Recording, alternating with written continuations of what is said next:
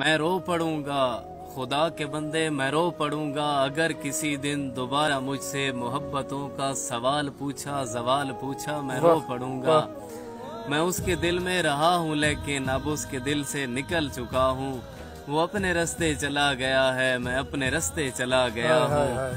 अब इससे ज्यादा कोई भी मुझसे सवाल पूछा, मैं रो पड़ूंगा। था मेरी आंखों का जो भी तारा, सभी से ज्यादा मुझे था प्यारा। था मेरी चिलमन का एक सितारा, वो कैसे मुझसे बिछड़ गया है, कमाल पूछा, मैं रो पड़ूंगा।